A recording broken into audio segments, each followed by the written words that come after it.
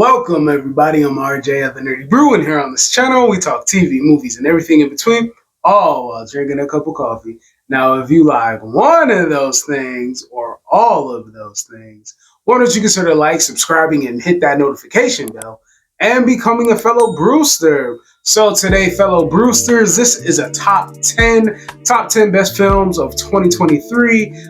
Thank you for stopping by, having this cup of coffee with me, and I also want you to know, if you're struggling, you're not failing. It takes hard work to reap the rewards. So I just want that positive, forethought while we stepping into this new year. It's the first of the month of this new year.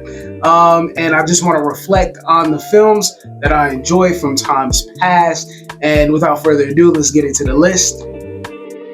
Number 10 is this film called Little Dixie, and it stars Frank Grillo.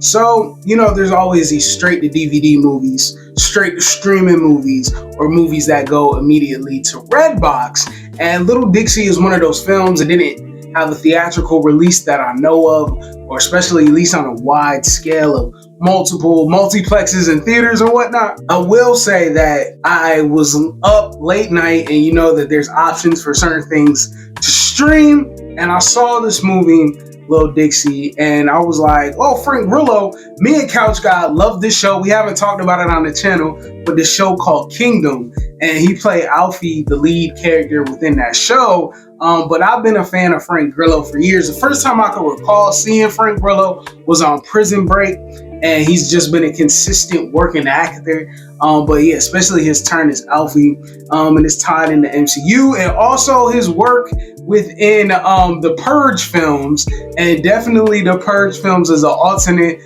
multiverse reality of him playing Frank Castle as the Punisher.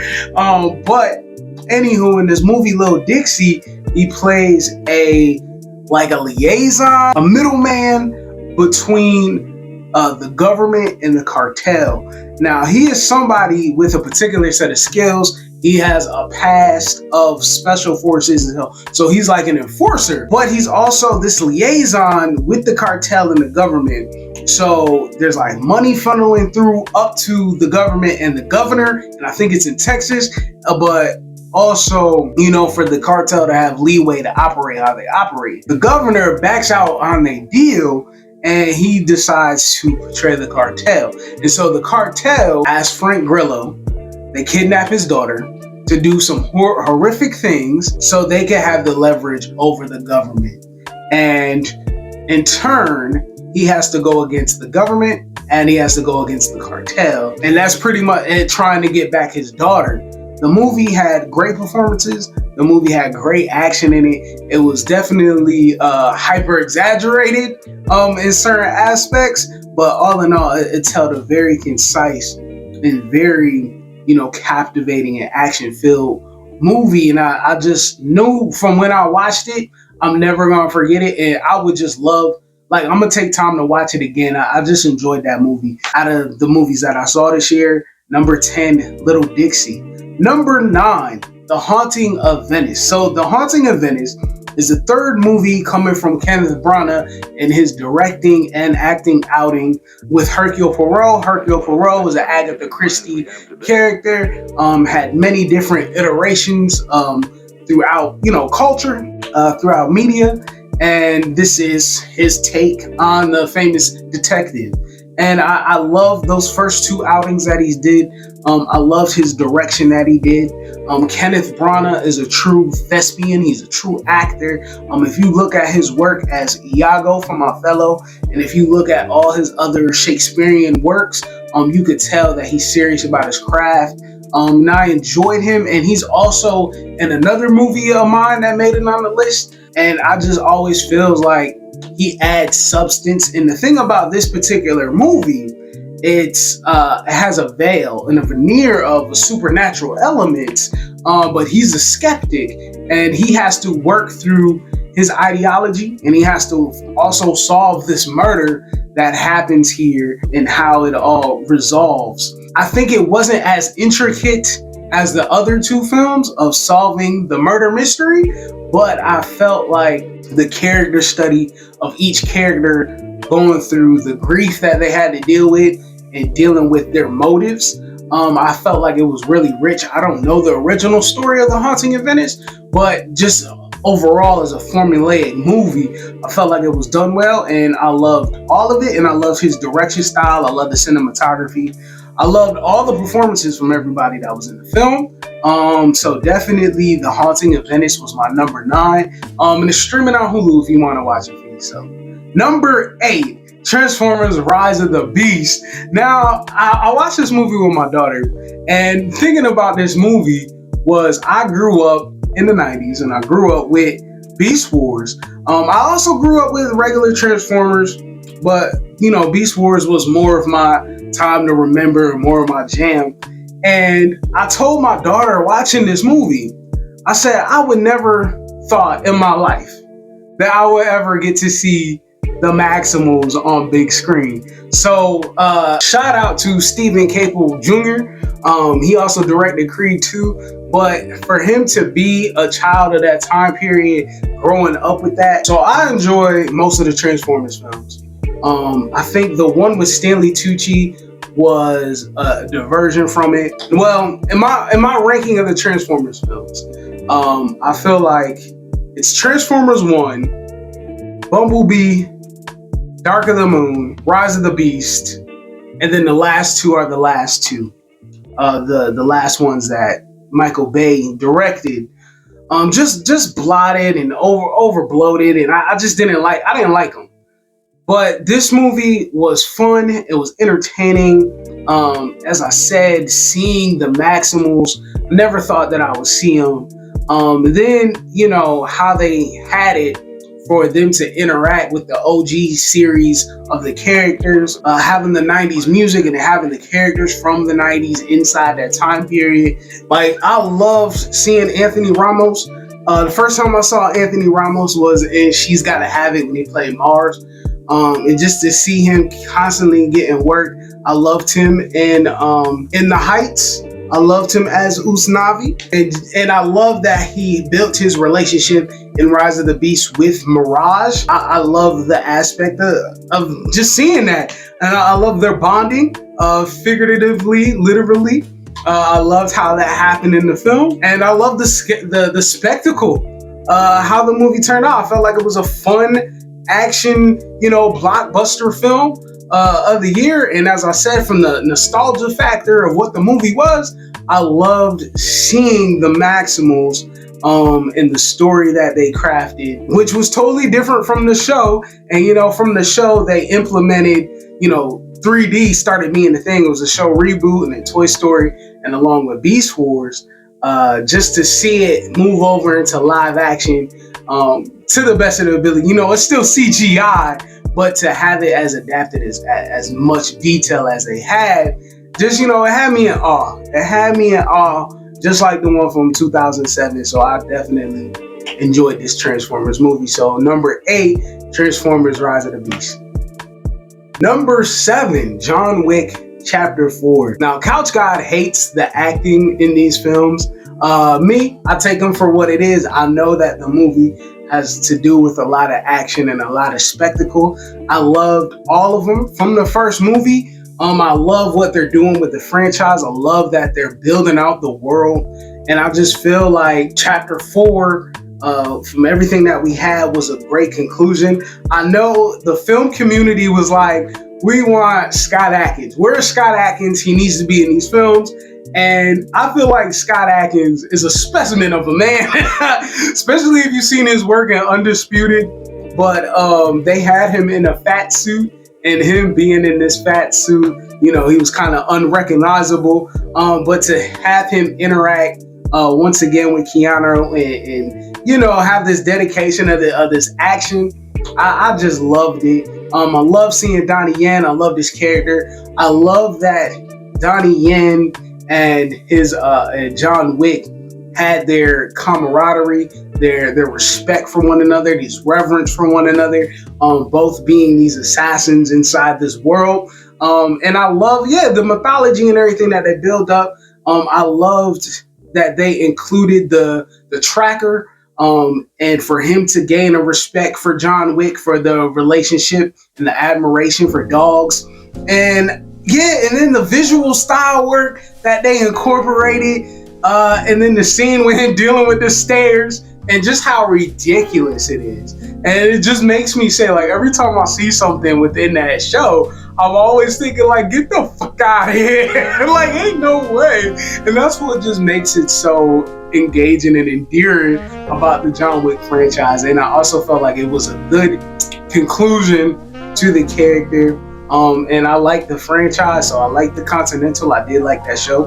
And I also am looking forward to the Ballerina, and just seeing more of the franchise that they built in the world that they created. And thanks to Keanu Reeves for making it happen.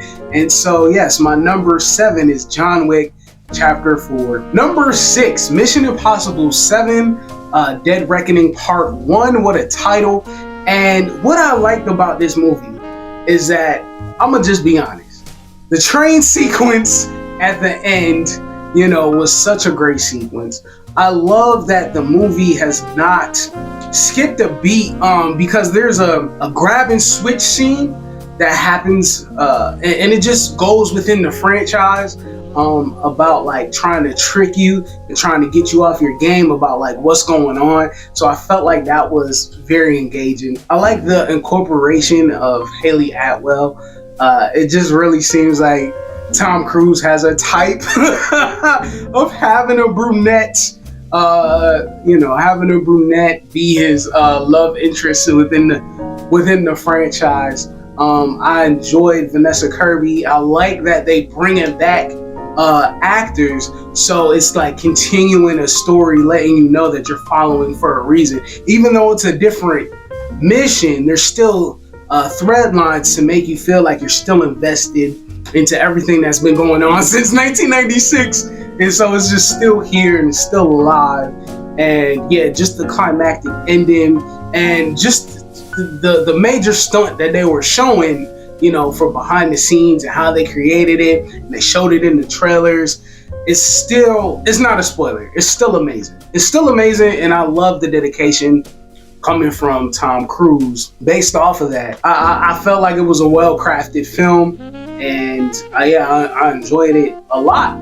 So yeah, that's my number 6 is Mission Impossible 7 Dead Reckoning Part 2. Number 5, They Clone Tyrone. Now the thing about They Clone Tyrone, my personal belief is that every black person should see this movie. I feel like They Clone Tyrone should be in a place of required viewing, even in an educational sense. I know that there's a lot of friction politically in the world with CRT right now, but when it comes to like extracurricular studies, or it just needs to be mandatory viewing. I felt like the subtext that's in the movie, the themes that are in the movie, I felt like they superseded the visuals of what the film is, and the visuals are just additives to make the storytelling and the themes more impactful.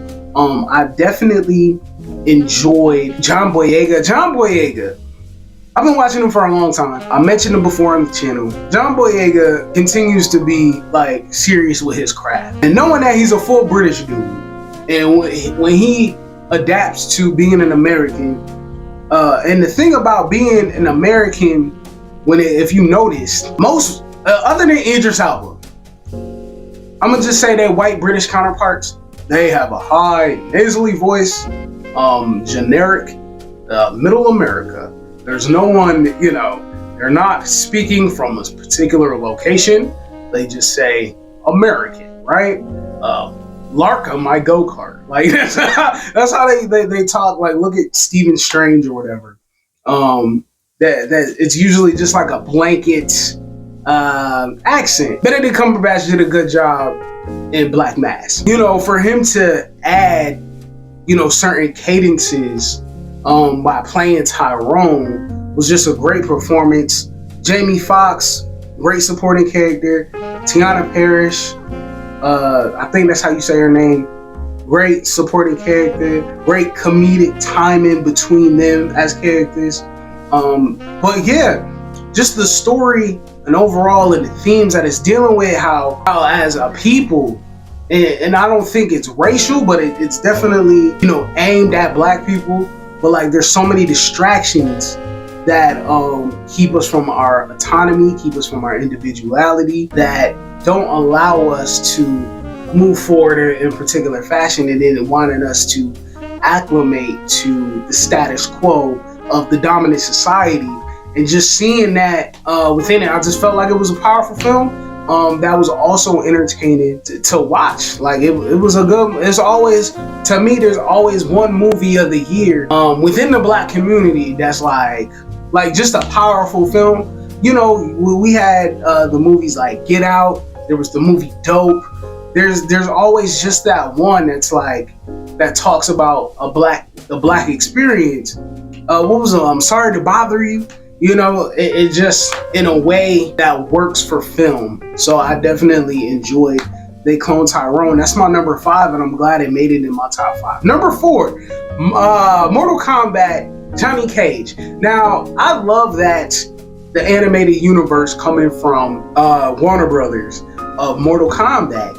I love the adaptations of the stories that they're doing of the Mortal Kombat world, the Mortal Kombat universe. I feel like they're being far superior over the Mortal Kombat film franchise, the live action one. I'm skeptical of seeing what they have next, but the Johnny Cage movie and focusing on Johnny Cage is still allowing those elements of what Mortal Kombat is. I enjoyed it. I loved Joe McHale's performance as Johnny Cage. Just brought the humor, he brought the hubris, he brought the arrogance, the unawareness of how ridiculous everything is. Like I just enjoyed what he did for Johnny Cage. I love the artwork of it. I love that they had it tied to like neo wave of the 80s. Like it was a really fun film, like out of the movies that I saw this year. And it has a lot of rewatchability, especially if you wanted to watch it like the franchise. I think it was great. So I enjoyed it a lot. So that's my number 4, Mortal Kombat, Johnny Cage. Number 3, top 5 Dead or Alive, that's off with just one LP, is Across the Spider-Verse. I love the Across the Spider-Verse. And the thing is, what I loved about Across the Spider-Verse, I love the subtext. I love the theme. First of all, the aesthetic of the movie is beautiful. I loved how the movie had its acrylic paint style. I loved how that was like, that it was like a covering over the particular art styles that they wanted to incorporate for traveling the multiverse. I loved the focus and dedication and the order of Miguel O'Hara. I think Spider-Woman was a bit too much, but I got a lot of love for Issa Rae, so I'm not mad about her inclusion, but just having her like full, you know, feminist woman power, like in your face, boom. I was like, that's a bit much, but I'm always happy to see Issa Rae, you know, branching out more out of Insecure. I think she's worthy of it. And then I loved Gwen's story with her father.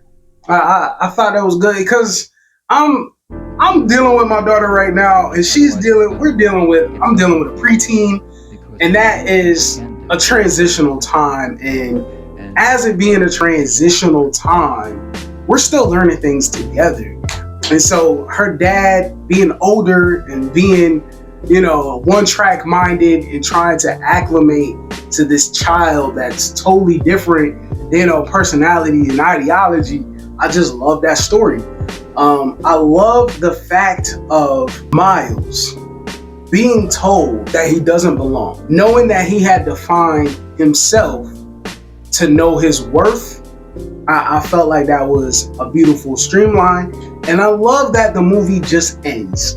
I love that it's a cliffhanger just for us to wanting more, but it was a pretty big cliffhanger. And I just thought that the cliffhanger for what it was, it still told a full story. But it's like there's still more story to tell. And I just loved it. I feel like all the love and the accolades and everything that like it deserves it. So definitely I loved that movie. Yeah, it's not my number 1, but I loved it. That's why I made it in the top 3. And if you get a chance to just watch it, it's streaming on Netflix, please do. Number 2, The Creator. I talked about The Creator once before. the creator talked about the trailer. But now saw the full film, and I love so much about the film. I love Gareth Edwards. I love his direction style. I love the visual effects of the film. I love the broad scope of the film, the aesthetics of the film. Loved it.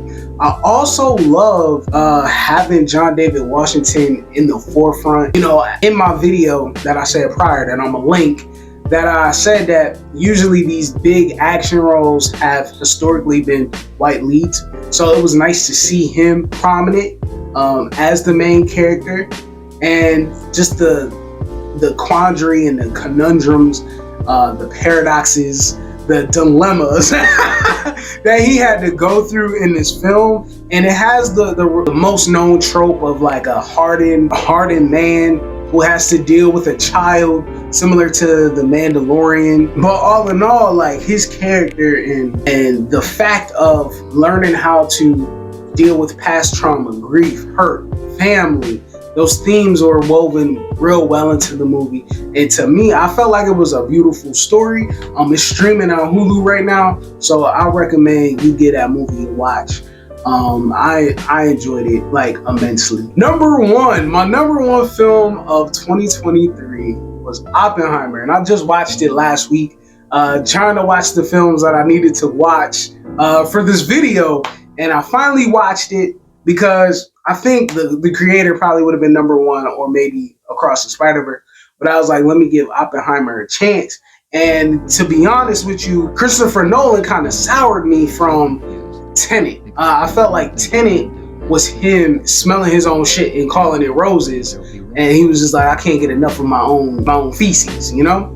So he was like, can't get enough of my own feces. So I was just like I understood what the movie was. I knew what Tenet was. I understood about the difference between the time slipping and how time could, you know, work together parallelly, but at the same time, like, be adjacent to one another. Like, I understood all of that. I just didn't think, I thought it was overbloated. I thought it was an overbloated film that wasn't streamlined well enough for me and my taste.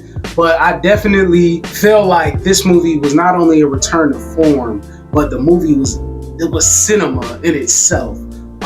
Old, you know, classic Hollywood conversations, working more on nuances and performances, dealing with storytelling. And Oppenheimer was the creator of, or the lead of, the Manhattan Project. And I knew about the Manhattan Project, but his involvement overall of the Manhattan Project, that movie brings it to light. And it's not a traditional biography. It doesn't start with his childhood. It doesn't start to his old age. Those things are in there, but it's actually a period of time. Kenneth Branagh, who I mentioned for number 8, is in the movie, playing a teacher, a professor. And the thing is, this movie has a star-studded cast.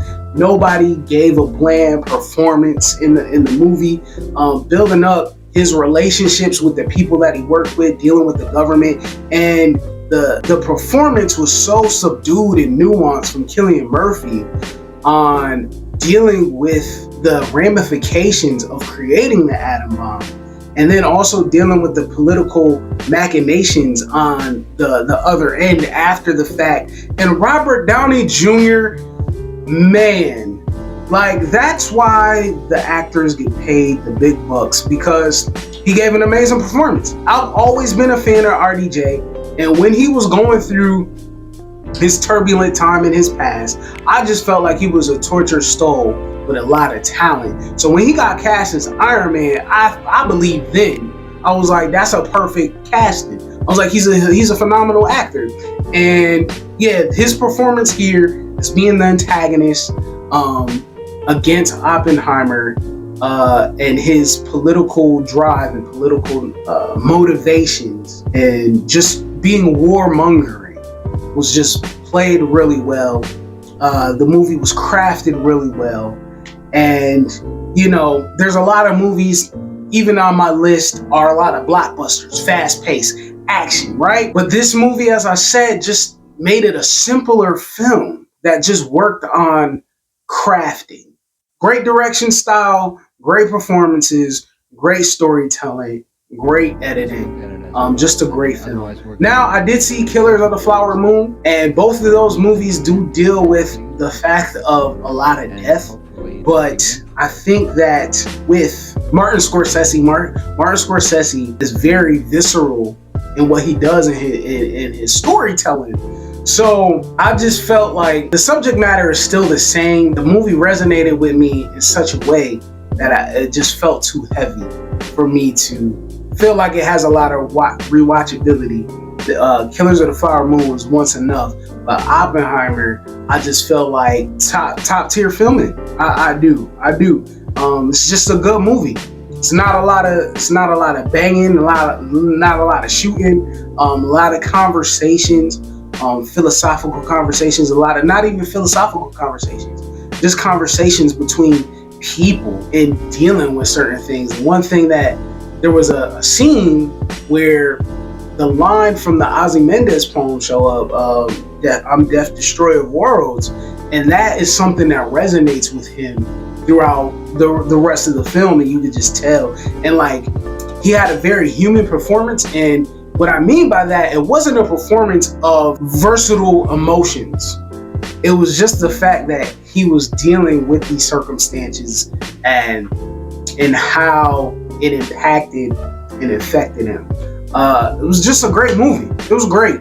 That's my number 1 film of 2023. So to recap, number 10, Lil Dixie, you should watch it. Number 9, The Haunting of Venice. Number 8, Transformers: Rise of the Beast. Number 7, John Wick Chapter 4. Number 6, Mission Impossible 7: Dead Reckoning Part 1. Number 5, They Clone Tyrone. Number 4, Mortal Kombat Johnny Cage. Number 3, Across the Spider-Verse. Number 2, The Creator. Number 1, Oppenheimer. So that's my list of my top 10 films of 2023. Let me know your top 10 films that you enjoyed from 2023. Thank you for stopping by, having this cup of coffee with me. I want to give a shout out to Mr. Brown, commenting on my last video. Check out that last video, by the way. We get deep, and I don't hold anything back. And there's censorship on YouTube, so you know, give it a watch. Give it a watch. I'm pretty sure you're gonna enjoy that video and help me with watch time. That'd be very beneficial for me and my channel. But yeah, so shout out to Mr. Brown for always being supportive. So I appreciate you.